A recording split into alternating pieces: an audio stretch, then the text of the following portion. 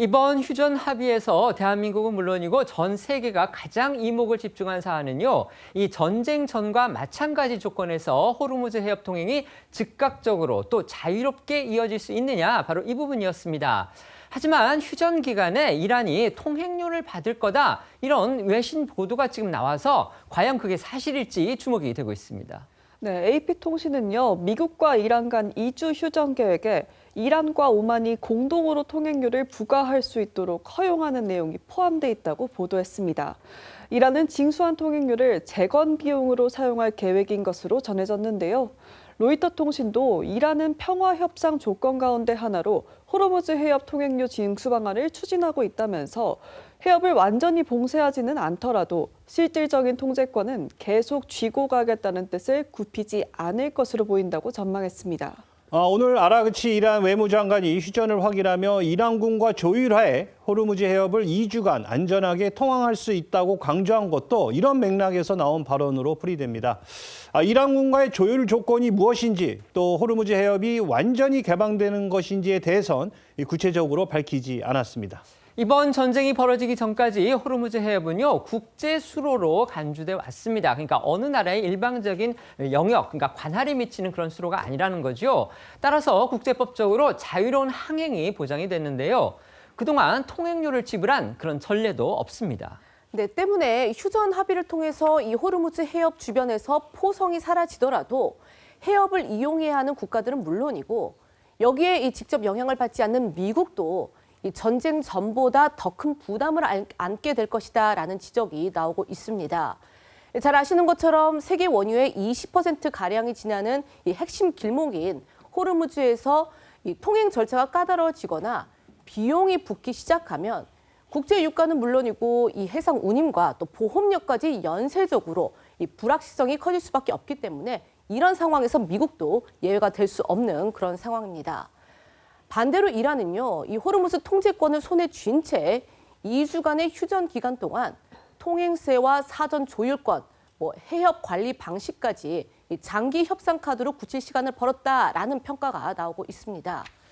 또한 이번 조치가 이 2주간의 휴전을 바탕으로 한 조건부 개방에 불과하다는 점에서 언제든 다시 닫힐 수 있다라는 불안감도 적지 않습니다.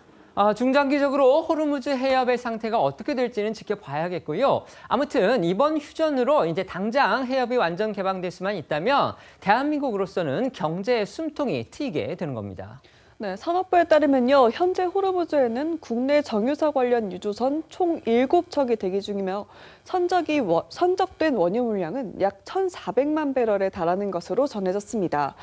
국내 하루 원유 소비량이 약 200만 배럴일 점을 감안하면 호르무즈 해협이 개방될 경우 우리나라 전체가 일주일 동안 사용할 수 있는 물량이 당장 들어올 수 있게 되는 셈인데요. 중재국인 파키스탄은 휴전이 발효됐다고 발표했지만 호르무즈 해협 통행세 징수나 검문 절차 등 실질적인 운항 지침은 명확하게 알려지지 않았습니다.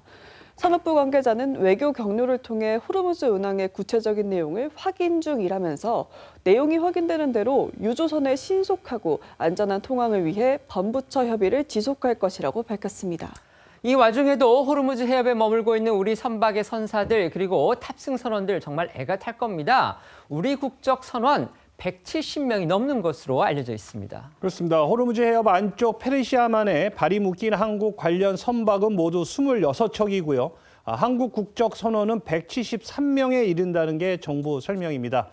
이들 선박은 해양수산부가 지정한 안전지대에서 정박하고 있지만 이 전쟁 상황이 길어지면서 이 선원들은 새 때만 날아와도 이 자폭 드로인인 줄 알고 소스라치게 놀랄 정도로 불안감에 시달리고 있다고 합니다.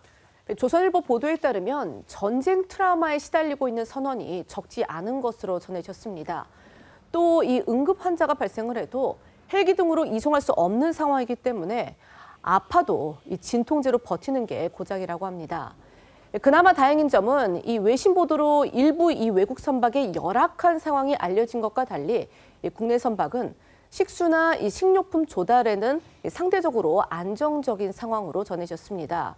그럼에도 불구하고 이 선사들 피해 눈덩이처럼 불어나고 있는데요.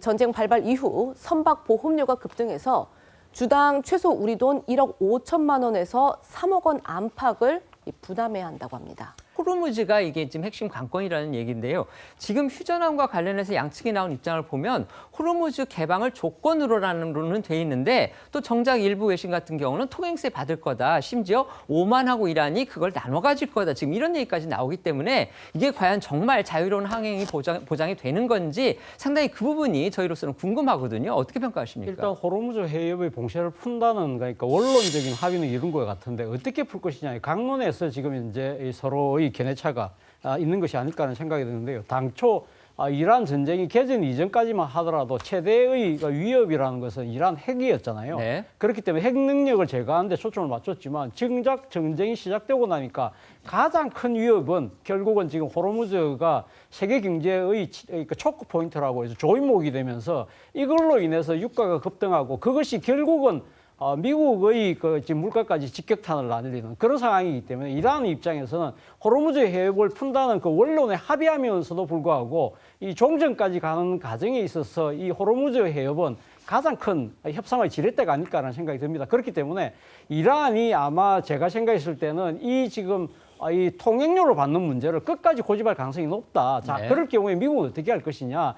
제가 생각했을 때 미국의 입장에서도 이걸 풀기는 쉽지 않을 거라는 생각이 들고 어떤 식으로든 당초 개전을 했던 핵 문제가 어느 정도 진전이 된다고 한다면 이걸 빌미로 하면서 이란 호르무즈 해협은 봉쇄는 푸는데 여기에 대한 통행료 문제는 수익자 부담 원칙에서 당신들이 알아서 하라는 식으로 떠넘기는 양상이 이루어질 수 있기 때문에 우리가 각별히 유의할 필요가 있다는 생각이 듭니다.